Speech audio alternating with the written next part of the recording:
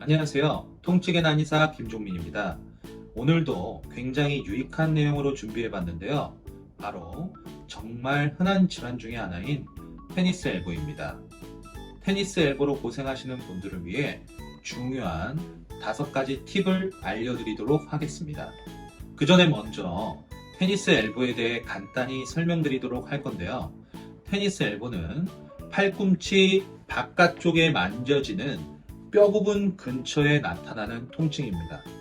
손목을 위로 젖히거나 물건을 짚거나 주먹을 꽉 쥐거나 문고리를 잡고 돌릴 때 통증이 더 심해집니다.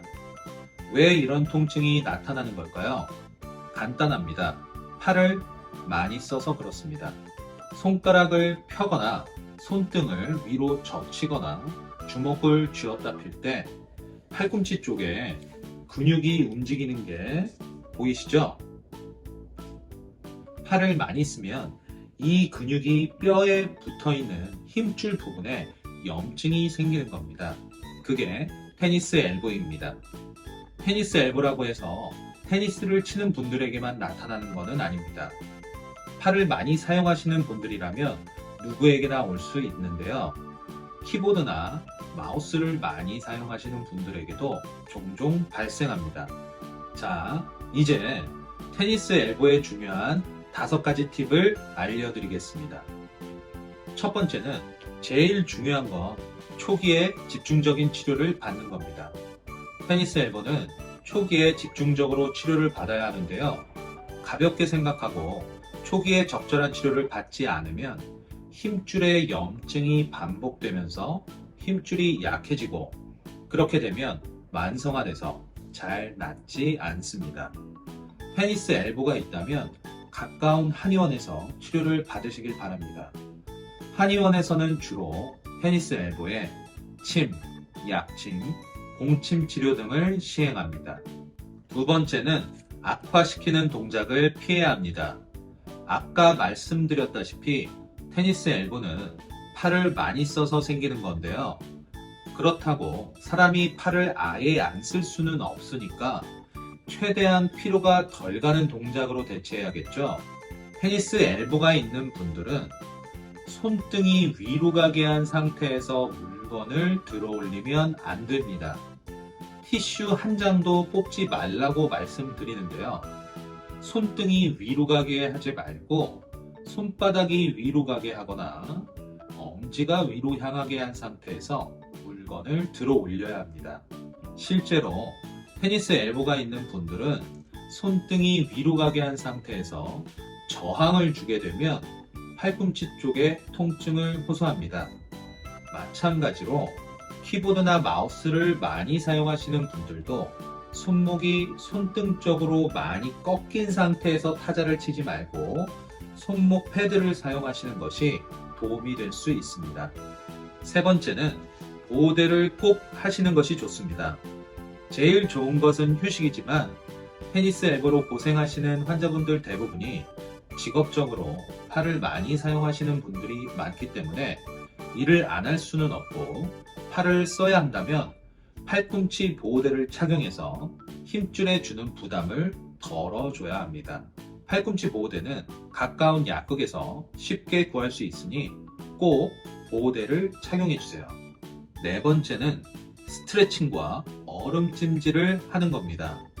계속 말씀드리지만 테니스 엘보가 생기는 원인 자체가 손목을 뒤로 젖히거나 손가락을 필 때 사용하는 근육의 과사용으로 생기는 것이기 때문에 해당 근육을 스트레칭으로 늘려주는 것이 도움이 많이 됩니다.